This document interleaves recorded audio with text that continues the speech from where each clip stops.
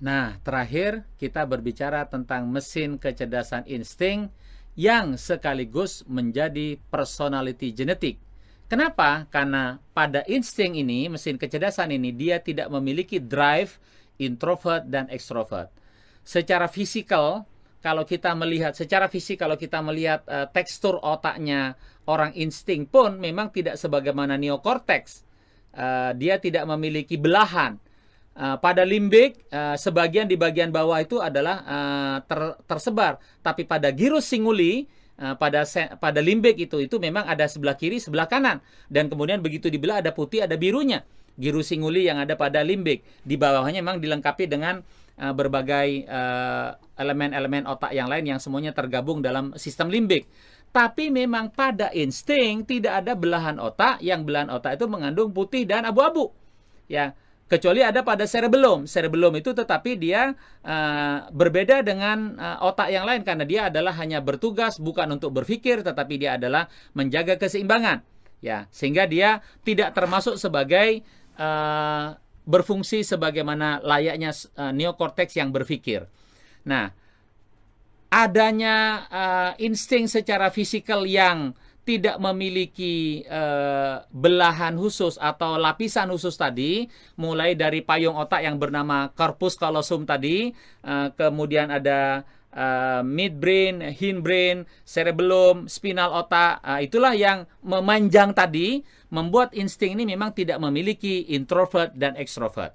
Sehingga ketika saya menjelaskan tentang insting, maka itulah mesin kecerdasan dan itulah juga sebagai personality genetik. Bagaimana kepribadian orang insting? Orang insting ini memiliki kekuatan di adaptasi, ya, sehingga dia diturunkan di situasi seperti apapun, dia otak yang di bagian tengah tadi mampu untuk mengakses baik kepada sensing, thinking, intuiting, ataupun feeling. Jadi dia menjadi orang sensing oke, menjadi orang thinking oke, menjadi orang intuition oke, menjadi orang feeling oke. Ya, meskipun hanya mampu beradaptasi sebesar 50%. Dia tidak bisa menggantikan, tetapi dia bisa beradaptasi dengan berbagai macam situasi yang ada di 4 belahan otak yang lainnya.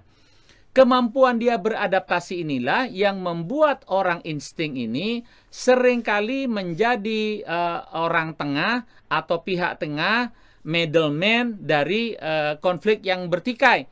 Orang sensing bertikai dengan orang intuiting.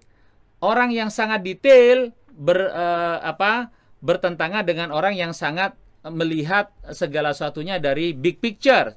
Maka sudut pandang teknis realistis diadukan dengan konsep optimistik miliknya orang intuiting, ini seringkali berbeda pendapat. Siapa yang bisa menjembatani? Yang ada di tengah, yaitu adalah orang insting. Demikian juga orang thinking dengan orang feeling. Orang thinking pakai logika, orang feeling pakai hati, nggak ketemu ketika rapat, ketika diskusi, terjadi perbedaan, dan ketika terjadi perbedaan, maka orang insting lah yang bisa menjadi penengah. Ya, ditambah dengan daya adaptasi dia yang kuat sehingga dia bisa memahami thinking itu seperti apa, feeling seperti apa, sensing seperti apa, intuition seperti apa. Nah, itulah yang membuat orang insting menjadi orang tengah juru damai yang sangat efektif, menjadi mak comblang yang bagus, menjadi hub yang efektif. Ditambah lagi ketika dia berpikirnya orang insting sangat berbeda dengan mesin kecerdasan yang lain. Kenapa? Karena dia berpikir sangat komprehensif, dia berpikir sangat holistik dalam satu pikir, dalam satu kali berpikir. Jadi berpikirnya orang insting itu adalah berpikirnya seseorang secara holistik, mempertimbangkan semua masukan dari 4 belahan otak yang lainnya sehingga kemudian dia berpikir secara lengkap, ya, komprehensif dan holistik dan cepat mengatakan sesuatu, sehingga seringkali memang mengagetkan bahwa pandangan-pandangan orang insting ini lebih mudah diterima oleh orang lainnya karena dia selalu menawarkan posisi di tengah, posisi yang kompromistik, ya. Itulah orang insting. Nah, sejatinya orang insting ini menjadi komplementasi bagi orang lain. Dunia ini tidak aman kalau nggak ada orang insting. Dunia ini hambar kalau tidak ada orang insting. Dunia ini akan banyak peperangan kalau tidak ada orang insting. Nah, pada saat yang sama, orang insting pun memang nature-nya dia, nalurinya dia itu adalah untuk memberi, untuk berkontribusi, untuk berkorban bagi orang lain. Jadi justru kalau dia nggak kepake, orang insting ini adalah nothing, dia nggak diperlukan oleh suaminya, istrinya, anaknya, tetangganya, kehidupan sosialnya, teman-temannya. Dia merasa hampa. Kehampaannya orang insting ini berbahaya. Karena kalau dia sudah hampa, itu adalah penyakit yang paling parah bagi orang insting. Kalau dia udah sampai nggak kepake, dalam satu peristiwa pun itu akan muncul trauma. Orang insting sangat traumatik. Begitu dia terpapar oleh sebuah peristiwa itu mendalam, pendalamannya itu terutama di kehampaan hidupnya, maka itu akan menjadi sebuah trauma yang agak sulit diobati pada orang insting. Nah, meskipun begitu memang betul orang insting itu karena dia memiliki cerebellum, dia memiliki otak yang menjaga keseimbangan, termasuk keseimbangan hormonal, mengapa orang insting itu cenderung panjang umur? Dia karena berada pada posisi cari yang aman, cari yang nyaman, cari yang membahagiakan dia. Dia menyelesaikan konflik, tapi dia nggak mau terlibat konflik. Dia senang dengan mendamaikan, tetapi dia tidak senang kalau misalnya suasana kantornya, suasana keluarganya itu panas. Dia nggak senang, dia akan cenderung mendamaikan yang ada. Dia nggak suka dengan sesuatu yang panas, karena bagi dia kebahagiaannya ada kepada ketenangannya, ada pada kenyamanannya, ada kepada keamanannya. Ya, karena itulah orang insting ini kalau menjadi orang gajian sangat bagus karena dia dengan status quo tertentu.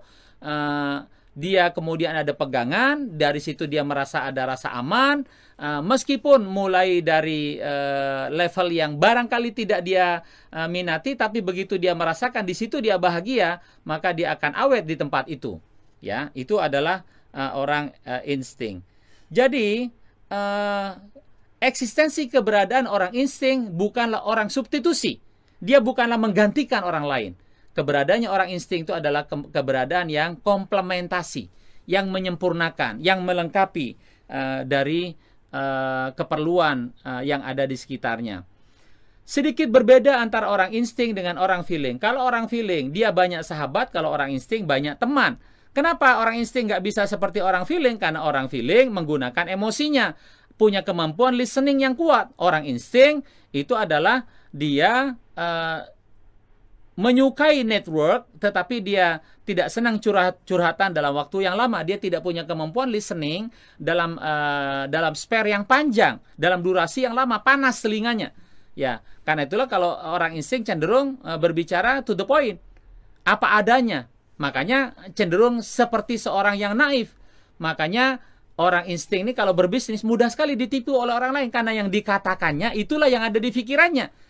Boleh jadi kalau tipe yang lain begitu disebut dia mengatakan sesuatu, boleh jadi itu adalah sekedar manipulasi dari apa yang difikirkan, tapi pada orang insting itu yang dikatakan itulah yang difikirkan, mudah sekali dibaca, ya. Nah, jadi ditambah dengan orang insting itu sangat spontan bereaksi terhadap segala sesuatu karena yang menjadi komando di dalam otaknya itu adalah saraf parasimpatik yang berada di sepanjang tulang belakangnya, di spinal otaknya. Nah, itu mengapa orang insting menjadi orang yang paling spontan. Kalau dibahasakan secara positif, di antara semua tipe, yang paling responsif terhadap sesuatu itu adalah orang insting. Orang insting segera berada di mana dia diperlukan.